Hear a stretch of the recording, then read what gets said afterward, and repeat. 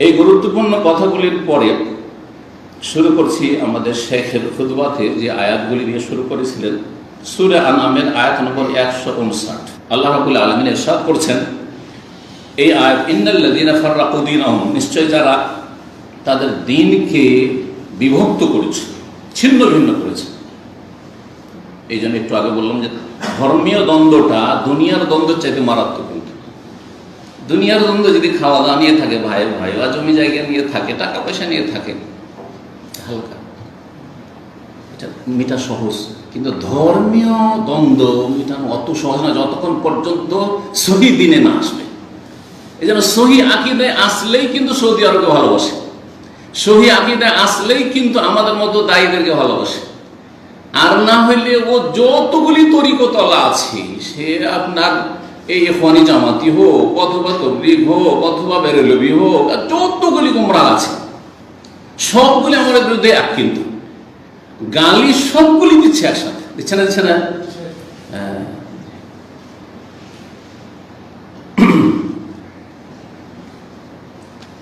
তো যারা দ্বীনকে ছিন্ন ভিন্ন করেছে, ওয়াকানু শিয়ান, তারা নিজেরাও টুকরো টুকরো হয়ে গেছে। যারা দ্বীনে বিভক্তি সৃষ্টি করে তারা নিজেরাও ভালো অবস্থা থাকে না, টুকরো টুকরো হয়ে যায়। লাস্তা মিনহুম ফি শাই, হে নবী মুহাম্মদ সাল্লাল্লাহু আলাইহি সাল্লাম, তোমার তাদের সাথে কোনো সম্পর্ক নেই। আল্লাহ কি বলছেন? লাস্তা মিনহুম ফি শাই, তাদের সাথে তোমার কোনো যোগাযোগ নেই, তাদের দরবারে না তুমি। ইন্নামা আমরুহুম ইলাল্লাহ, তাদের বিষয়টি আল্লাহর উপর ছেড়ে দাও, আল্লাহ দেখছে যারা দ্বীনকে বিভক্ত করে ফেলেছে। সুম্মা ইউনাব্বিহুম বিমা কানু ইয়াফআলুন, অতঃপর আল্লাহ তাদেরকে ভালো করে জানিয়ে দিবেন তাদের কৃত কর্ম সম্পর্কে, যা কিছু করেছে। সূরা আনআমের আয়াত 153 আল্লাহ ইরশাদ করেছেন, ওয়া আন্না হাযা সিরাতি মুস্তাকিমা, এটি হচ্ছে আমার সোজা পথ। ওয়া আন্না হাযা সিরাতি, আল্লাহ প্রদত্ত পথ হচ্ছে এই পথ, সেটি হচ্ছে ওহীর পথ। প্রত্যেক ক্ষেত্রে ফিতনা ফাসাদ থেকে আর এই দল উপদলের ফিতনা থেকে যদি বাঁচতে চান তাহলে কোরআন এবং হাদিসকে আঁকড়ে ধরেন, ওহীকে আঁকড়ে ধরেন। আপনি দলীয় তলাশ করেন, ব্যক্তির পিছনে ছুটিয়েন না, দলের পিছনে ছুটিয়েন না, কোনো ব্যক্তির অন্ধ হবেন না, না আমার না কারো। যাচাই করেন, যাচাই করতে মানে এতটা যোগ্যতা হাসিল করেন যে আমি যাচাই করতে পারবো যে এটা ভালো না মন্দ। এতটা অন্তত এলেম শিখতে হবে গরজ করে দিন সম্পর্কে। এটি হচ্ছে আমার সরল পথ, ফাত্তাবিউহু, সুতরাং সেই পথের অনুসরণ করো। ওয়ালা তাত্তাবিউস সুবুল, বহু পথ, সুবুল সাবিলের বহু বচন, অনেকগুলি পথ আছে। একটা রাজপথ, হাইওয়ে, আর ডানে বামে অনেক রাস্তা বেরিয়ে যাচ্ছেন না? মক্কা দিকে যখন যাচ্ছেন দেখছেন ডানে বামে, আরে কোন দিকে যাবো রে, এদিকে মেলাগুলো রাস্তা বেরোলো, এদিকে বেরোলো, হ্যাঁ না এদিক সেদিক যান না। আপনাকে বলে দেওয়া হচ্ছে এই সোজা রাস্তা, হাইওয়ে ধরলে তো ধরলে চোখ বন্ধ করে হাইওয়েতে চলতে, তাহলে মক্কা পৌঁছে যাবে। এটা হচ্ছে সিরাত মুস্তাকিম, দ্বীন ইসলামের। বহু রাস্তাগুলি যে রয়েছে ছোটখাটো, সেগুলির অনুসরণ করিও না। ফাতাফাররাকা বিকুম আন সাবিলিহি, না হলে আল্লাহর রাস্তা দিয়ে তোমাদেরকে বিচ্ছিন্ন করে নিয়ে যাবে। এদিক ওদিক যদি ডানে বামে রাস্তা ধরে না, তার গন্তব্যস্থানে পৌঁছে দিতে পারবেন না, কারণ সরল পথে আপনাকে রাজপথে চলতে বলা হয়েছে। যালিকুম ওয়াসাকুম বিহি, এই উপদেশ আল্লাহ তোমাদেরকে স্বয়ং দিয়েছেন, লাআল্লাকুম তাত্তাকুন, যাতে করে তোমরা সংযত জীবন যাপন করতে পারো, পাপ মুক্ত থাকতে পারো, গুমরাহি মুক্ত থাকতে পারো। এই দুটো আয়াতে আল্লাহ রাব্বুল আলামিন বিচ্ছিন্নতা থেকে সতর্ক সাবধান করেছেন এবং সরল পথ সিরাত মুস্তাকিমের অনুসরণ করতে বলেছেন। আর যেসব রাস্তাগুলি হক থেকে, সত্য থেকে বিভ্রান্ত করে নিয়ে যায়, সেসব রাস্তা থেকে সতর্ক সাবধান করেছেন। সুতরাং এমন একটি দল, যেই জামাত, যেই দল তাগুত তাগুত বলে ফতোয়া দিয়ে থাকে, কথায় কথায় তাগুত, এরা তাগুতের পাঁচাটা গোলাম। আরে আমরা কোরআন হাদিসের কথা বললে তাগুতের পাঁচাটা গোলাম হয়ে যায়। আর শিয়াদের ভালোবাসাতে গদগদ করছে, তারা সাহাবাই কেরামদের দুশ্মন, নবীর বিবিগণের দুশ্মন।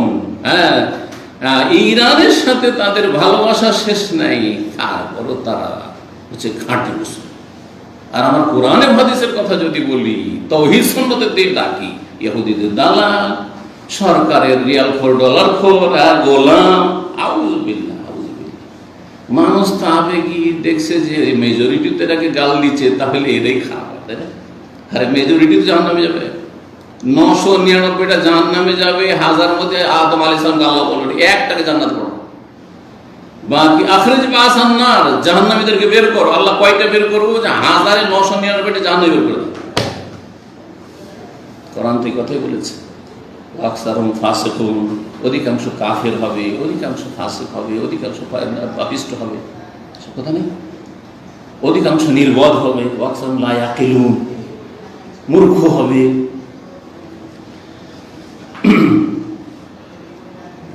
আর পক্ষান্তরে আর একটা সাইড যদি দেখেন, যে এরা মুসলিম সরকারগুলিকে এবং মুসলিম সরকারের আমলাগুলিকে তাগুতি আইন করে, কিন্তু আব্রাহাম লিঙ্কনের তাগুতি আইন নিয়ে এসে তারা নিজেদের ঘরে ঘরে প্রতিষ্ঠা করে এবং সেই গণতন্ত্রের মাধ্যমেই তারা ক্ষমতা যাওয়া স্বপ্ন। গণতন্ত্র মৌলানা মওদুদির কাছে যতদিন তিনি ভারতে ছিলেন, পাকিস্তানে আসেনি 47-এর আগ পর্যন্ত, কুফরি মতবাদ ছিল। বই, পুরো বই, মোটা মোটা বই লিখেছে, আমি তার বই পড়েছি, কার কাছ থেকে শুনে কথা বলি না। জমহুরিয়াত, ডেমোক্রেসি, কুফর হ্যায়, কুফর হ্যায়, কুফর হ্যায়, এই ফতোয়া ছিল। আর যেমনই হিজরত করে আসলেন পাকিস্তানে, এসে দেখলেন যে মোহাম্মদ আলী জিন্না কিছুদিন থাকলো, তারপরে তার মেয়ে মহিলা ফাতেমা জিন্না যখন ইলেকশনে দাঁড়াইলো, তখন ইলেকশনের সাপোর্ট করে দিল আর বললো যে এখন গণতন্ত্র ইসলাম কায়েম করলে, দিন কায়েম করলে, একামতের দিন করলে, দিনে এলাহি কায়েম করলে কি করতে হবে? এই গণতন্ত্রে আসতে হবে। ভারতের কুফরিটা পাকিস্তানে হিজরত করতে করতে কি হয়ে গেল? ইসলাম হয়ে গেল। বুঝতে পেরেছেন না?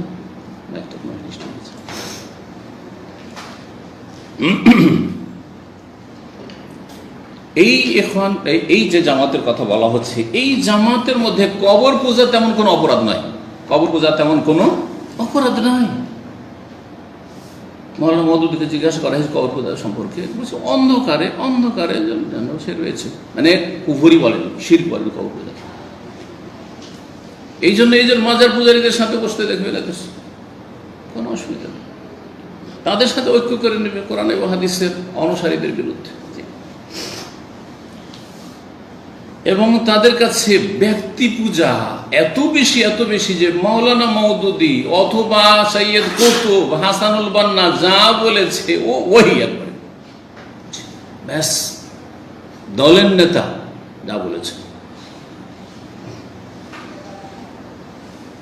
গোমরাহ করলেও মাওলানা মওদুদী এত বড় কুফর, আব্রাহাম লিঙ্কনের এই গণতন্ত্রকে জান্নাতি জাহান্নামী সমান, একটা ডোম চামার আর একটা আল্লামা, দুজনের ভোট সমান, এটাকে যদি ইসলাম বলে, তাহলে আপনি তার অন্ধ অনুকরণ করে আপনি ওই গণতন্ত্রের মধ্যে বলছে আমাদের নিয়োগটা তো সৎ আছে, আমরা ওই দিন কায়েম করব, তো ক্ষমতায় গেলি, আমরা পার্লামেন্টে গেলি তো ওখানে দিন কায়েম করব, তো দিন কায়েম করার জন্য একটু ইসলাম থেকে বেরিয়ে যাই নাকি?